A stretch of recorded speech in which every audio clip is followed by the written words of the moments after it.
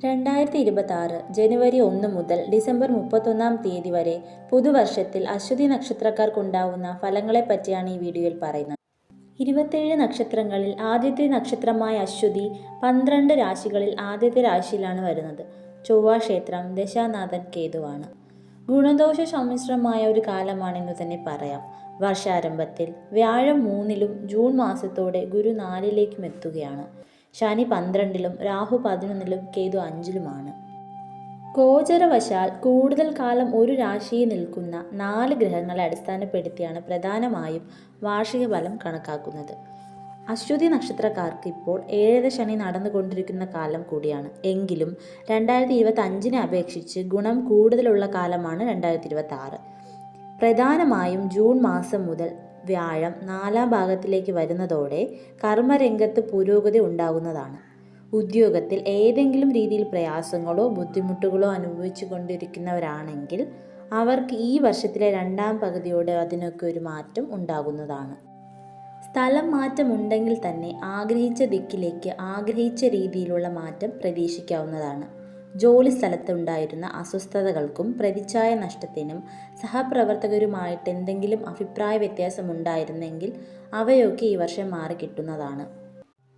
സൗഹൃദപരമായ ഒരു അന്തരീക്ഷം ഉടലെടുക്കുന്നതാണ്. പുതിയ ജോലി ലഭിക്കുവാനും ഉള്ള ജോലിയിൽ ധനവർദ്ധനവ് ഉണ്ടാകുവാനും പുതിയ സംരംഭങ്ങൾ തുടങ്ങുവാനുള്ള അവസരങ്ങൾ ഉണ്ടാകുവാനും ഒക്കെ 2026 സാധ്യത കാണുന്നുണ്ട്. പ്രധാനമായും 2026 ജൂൺ മാസം മുതലാണ് ഇവർക്ക് ഗുണം ഏറെ ഉണ്ടാകുവാൻ സാധ്യതയുള്ളത്. ഇതുവരെ ഉണ്ടായിരുന്ന തടസ്സങ്ങളും ബുദ്ധിമുട്ടുകളും ഒക്കെ അപ്പോഴേക്കും മാറിക്കിട്ടുന്നതാണ്. 7 ശനിയുടെ കാലമായതുകൊണ്ട് തന്നെ കാര്യതടസ്സവും കഠിനദാനവുമൊക്കെ പ്രതീക്ഷിക്കാം. എങ്കിലും 2025 അനുഭവിച്ചു കൊണ്ടിരുന്ന അത്രയും ബുദ്ധിമുട്ടുകളോ പ്രയാസങ്ങളോ ഉണ്ടാകുവാൻ 2026 സാധ്യതയില്ല. വായ്പ ലഭിക്കുവാനും ധനാഗമനം ഉണ്ടാകുവാനും കഠിനദാനം ചെയ്താൽ അതിന് ഫലം ലഭിക്കുവാനുമൊക്കെ ഈ വർഷം സാധ്യതയുണ്ട്. പ്രതീക്ഷയ്ക്കൊത്ത് വിജയം നേടുവാനാകും. സാമ്പത്തിക സ്ഥിതി മെച്ചപ്പെടുന്നതാണ്. ശനിയും കേതുവും അനിഷ്ടസ്ഥാനത്തുള്ളത് കൊണ്ട് തന്നെ ഓരോ കാര്യവും ശ്രദ്ധയോടെ കൈകാര്യം ചെയ്യേണ്ടതുണ്ട്.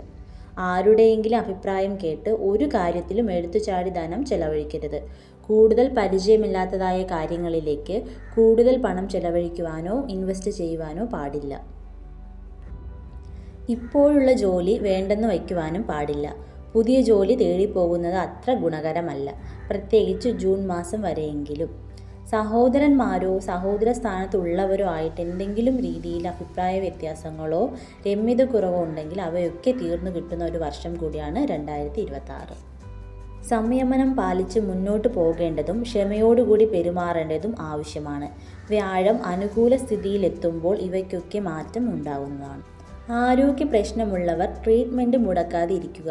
പ്രായമായവർ പ്രത്യേകം ശ്രദ്ധിക്കേണ്ടതുണ്ട്. അപകടമുണ്ടാകാതെ സൂക്ഷിക്കേണ്ടതാണ്. പാഴ്ചിലവും ധനനഷ്ടവും ഉണ്ടാവാൻ ഈ വർഷം സാധ്യത കൂടുതലാണ്. വിദ്യാർത്ഥികൾക്ക് വിദ്യാനേട്ടവും ഉന്നത വിദ്യാഭ്യാസ യോഗവും ഉണ്ടാകുന്ന വർഷമാണ് 2026. വിദേശത്തേക്ക് പോയി പഠിക്കാൻ ആഗ്രഹിക്കുന്നവർക്ക് അത് സാധ്യമാകുന്നതാണ്. ഉത്സാഹക്കുറവും അലസതയും ഒക്കെ ചിലപ്പോൾ കണ്ടെന്നു വരാം. എങ്കിലും പ്രയത്നത്തിന് ഫലം ലഭിക്കുന്ന വർഷമാണിത്. വീടും സ്ഥലവും വാങ്ങുവാൻ ആഗ്രഹിക്കുന്നവർക്ക് വീട് വയ്ക്കുവാനും പണി മുടങ്ങിക്കിടക്കുന്നവർക്ക് പുനരാരംഭിക്കുവാനും സാധ്യതയുണ്ട്. 2026 2-ാം പകുതിയോടെ ഇവയ്ക്ക് ഒരു മാറ്റം ഉണ്ടാകുന്നതാണ്. 7 ശനിയിലൂടെ കടന്നു പോകുന്നത് കൊണ്ട് തന്നെ പല നല്ല കാര്യങ്ങൾക്കും പ്രതികൂലമായ അവസ്ഥ വന്നു ചേരുമെങ്കിലും ജൂൺ മാസം മുതൽ അനുകൂല ഭാവത്തിലേക്ക് വരുന്നതാണ്. രാഹു ഇഷ്ടസ്ഥാനത്ത് നിൽക്കുന്നത് കൊണ്ട് തന്നെ നല്ല ഫലങ്ങൾ പ്രതീക്ഷിക്കാവുന്നതാണ്. കുടുംബത്തിൽ മംഗളകർമ്മങ്ങൾ നടക്കാൻ ഇടയുണ്ട്.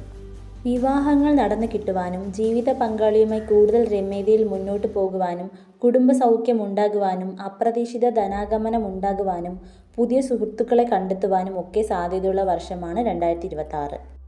ഗോചരത്തിൽ പ്രതികൂല സ്ഥാനത്ത് നിൽക്കുന്ന ഗ്രഹങ്ങൾ ജാതകവശാൽ അനുകൂല സ്ഥാനത്താണെങ്കിൽ ഈ സമയത്ത് വളരെ നല്ല ഗുണാനുഭവങ്ങൾ ഇവർക്ക് ലഭിക്കുന്നതാണ്. പൊതുവെ പറഞ്ഞാൽ കഴിഞ്ഞ ഒരു വർഷമായി അശ്വതി നക്ഷത്രത്തിൽ ജനിച്ചവർക്ക് അനുഭവിച്ചു കൊണ്ടിരിക്കുന്ന ബുദ്ധിമുട്ടുകൾക്കും പ്രയാസങ്ങൾക്കും പ്രശ്നങ്ങൾക്കുമൊക്കെ 2026 ഒരു മാറ്റം കിട്ടുന്നതും ഗുണാനുഭവങ്ങൾ കൂടുതൽ ഉണ്ടാകുന്നതുമാണ്. എങ്കിലും ഈശ്വരാധീനം വർദ്ധിക്കുന്നതിനു വേണ്ടി വിഷ്ണുക്ഷേത്ര ദർശനവും ശിവക്ഷേത്ര ദർശനവും നടത്തുന്നതും ഗണപതി ഭഗവാനെ വണങ്ങുന്നതും ശാസ്താവിന് നീരാഞ്ജനം എള്ളുതിരി വഴിപാട് നടത്തുന്നതും ഗണപതി ഹോമം നടത്തുന്നതുമൊക്കെ ചെയ്തവർക്ക് ഗുണാനുഭവങ്ങൾ കൂടുതൽ കിട്ടുന്നതിനും ദോഷഫലങ്ങൾ മാറിക്കിട്ടുന്നതിനും സാധിക്കുന്നതാണ്.